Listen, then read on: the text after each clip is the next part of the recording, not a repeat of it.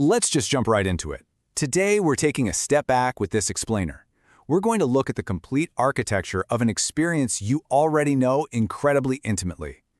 We aren't trying to solve some psychological mystery here. We're just observing a mathematical inevitability. So, we've already looked at that profound human feeling of not recognizing yourself anymore, right? And we've mapped out the relentless, accelerating systems that surround us. But what happens when we take those two blueprints and lay them right on top of each other? What becomes true when the human experience and the system architecture are finally understood together? Let's take a calm, high-level look at the process that became you. Everything really starts at this exact intersection. There's this invisible collision happening constantly, right under the surface of our daily routines. On one side, you have human memory, and memory fundamentally wants an uninterrupted thread. It's looking for a story that makes sense from yesterday to today. But then on the other side, we have our modern environment, which is made up entirely of moving contexts. It's a system that just never stops updating, optimizing, and shifting. And when a mind that needs stillness to form an identity runs into a world that needs constant motion just to function, well, a collision is basically inevitable. And you can clearly see the friction point here. We have the human expectation on one hand. We naturally expect to arrive at a stable, settled version of who we are. But the system demands something else entirely: constant adaptation. The whole architecture of the modern world requires permanent, unending flexibility from us. These two mechanics, they just can't perfectly coexist. You simply cannot permanently settle down in an environment that never actually stops moving. So this constant friction creates a void. Let's call it the continuity gap. You see, identity isn't just made of memories, it's made of continuity. It requires enough uninterrupted time for today's version of you to naturally grow into tomorrow's version. But the systems we live in, they're designed to overwrite those expectations long before that continuity even gets a chance to form. The environment updates itself before the identity can solidify, Which forces us into this inescapable continuous loop. Think about it. Step 1, the environment shifts. Step 2, the human recalibrates to survive and keep functioning. But right before that recalibration can actually become a stable identity, Step 3 triggers an immediate context reset. Historically speaking, adaptation was supposed to be a temporary passage, right? Just a bridge between two stable realities. But look at this loop we're in now. The bridge has literally become the destination. Adaptation has morphed from a temporary event into a permanent state of being. Analytically, this loop has no final destination. The adjustment process just never concludes. And because there is no endpoint to the system's constant optimization, maintaining a singular inner continuity becomes structurally impossible. It's not that you're failing to hold on to yourself, not at all. It's just that the physics of the environment literally do not allow a singular self to stand still. So to survive all this perpetual motion without breaking, the human ego organically fractures. That continuous, single identity divides itself into highly efficient, separated components. It essentially becomes modular. And we have to be clear here. This isn't a breakdown. It's actually an incredibly sophisticated survival mechanism.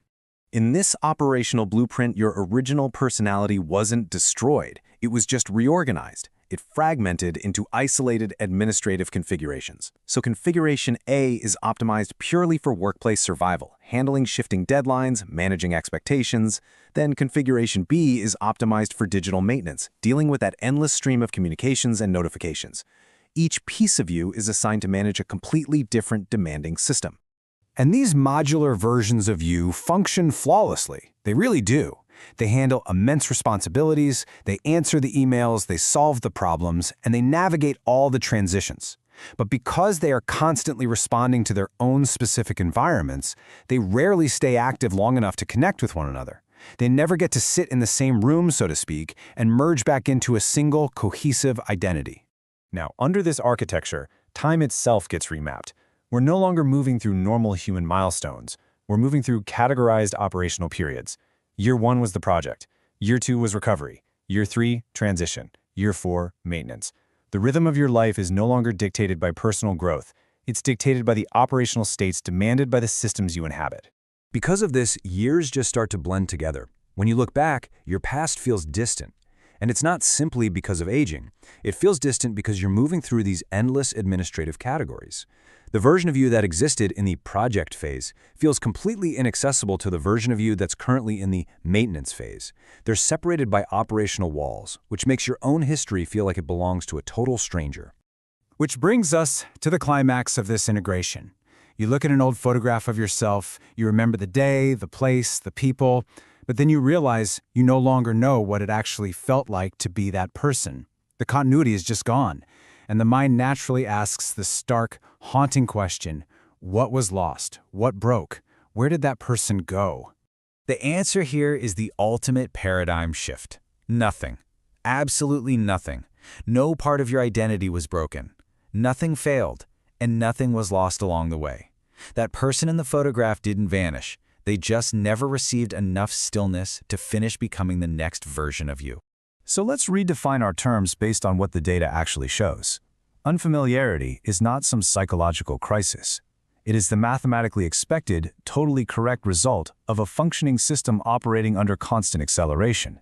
When the environment rewrites the rules faster than human continuity can possibly form, unfamiliarity is literally the only logical output. That fragmentation, that distance you feel when you look in the mirror or at that old photograph, it isn't a symptom of personal failure. It is simply your identity accurately reflecting the conditions of the environment you live in. You are looking at a perfect reflection of a fragmented, endlessly accelerating world, mapped directly onto a human nervous system.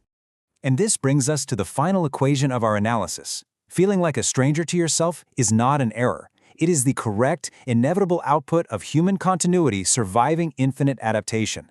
The distance you feel is the exact measurement of how fast the world has been moving around you.